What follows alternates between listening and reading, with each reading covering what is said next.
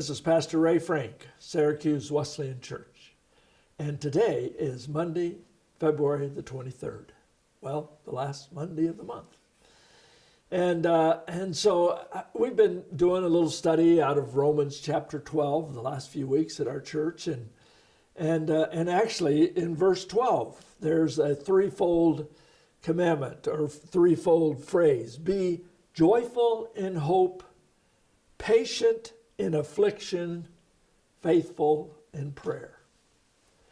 I want to take that middle phrase, patient in affliction, and ask you and me, how do I respond to affliction or trouble that comes in my life? That word is used about 40 some times in the New Testament, and most of the time it's translated as trouble, several times as affliction. But something that troubles us, that's against us. Well, John Donne, the English poet, wrote Devotions upon Emergent Occasions in December of 1623.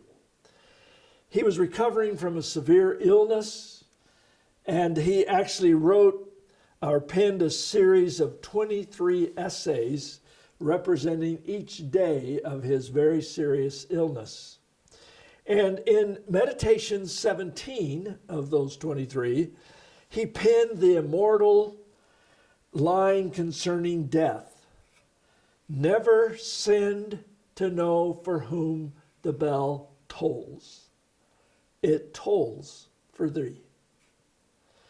But he did not stop there. A few lines later, Donne offered this reflection. Affliction is a treasure, and scarce any man has enough of it. No man has affliction enough that is not matured and ripened by and made fit for God by that affliction. Well, the scriptures tell us over and over that God uses suffering, hard times, to help shape us, to discipline us, to grow us. The question to ask ourselves when going through times of affliction or trouble, am I mature enough to be looking for what God is trying to teach me here? Or am I going to pout and throw my own little pity party and withdraw and sort of be irritated at God for letting this happen? After all, if he's the God of all power and the God of all love, how is he letting these bad things happen to me? Or I can submit to them, ask the Lord, what do I need to learn in this time of affliction? You see, if we take that attitude, James talks about count it all joy, brothers, when bad things happen to you. Well, we're not to take joy because of the bad things that are happening. We're to take joy because of what God can teach us. In fact, as I look over my life, almost every step of spiritual growth has come in times when bad things were happening in my life. The most significant development in my spiritual life came through the months when my first wife, Ethel, was dying of cancer. By far, that was the toughest time of my life, up to this point in my life. But as I look back now, 11 years ago, when all of that was going down, I can see how God was using that experience to develop my own relationship with Jesus into a deeper level than it had ever been before. So the question is, are you patient in affliction? In other words, are you willing to realize that Jesus is the one in control and you trust him, trust his heart, even when we don't understand what's going on, the actions that are happening? I can still trust the all-powerful God who loves me unreservedly. Well, I think Jesus gave us some insight into this in the parable of the sower. You remember there were 4 different kinds of soils that the seed was sown on. Some fell on the path, some fell on rocky soil, some fell among thorns, and some fell on good soil. I think these are descriptions of how our hearts can be: hard-hearted, shallow-hearted, busy-hearted, and good-hearted. But here was what Jesus commented on the one about the shallow heart. The seed falling on rocky ground refers to someone who hears the word and at once receives it with joy, but since they have no root, they last only a short time. And then he uses this word: when trouble or persecution comes because of the word, they quickly fall away. So I have a choice.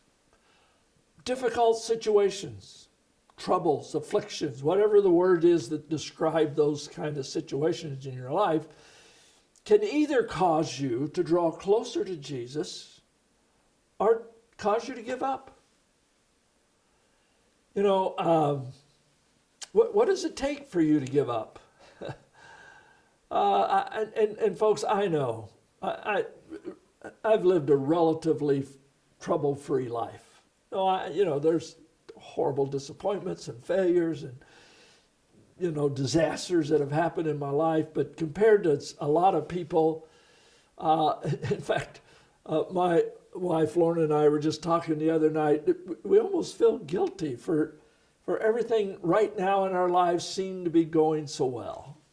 We almost feel guilty for being so happy.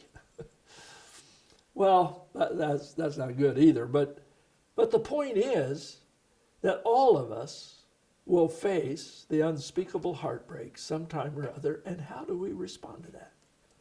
It's up to us. Well, there's 2 extremes. There are some people who give up at the least little ridicule or bad thing that happens. Well, I'm out of here. And there are the other extreme is the martyrs in our present day, who lay down their very lives rather than turn their back on Jesus. Where do you fall in that spectrum? I recently listened again to a great song by the group Mercy Me, and the name of the song is called Even If. They say sometimes you win some, sometimes you lose some, and right now, I'm losing bad. I stood on this stage night after night reminding the broken it'll be all right. But right now, I just can't. And the chorus says it's easy to sing when there's nothing to bring me down, but what will I say when I'm held to the flame as I am right now? I know you're able. I know you can save through the fire with your mighty hand, but even if you don't, my hope is in you alone. And then he has a second verse. They say it only takes a little faith to move a mountain. Good thing, a little faith is all I have right now. But God, when you choose to leave mountains unmovable, give me the strength to be able to sing, "It is well with my soul." Are you patient in affliction? Can you still sing in the fire? Well, I trust this will be a great week. God bless you. Even if you're in the fire, He will walk with you. God bless.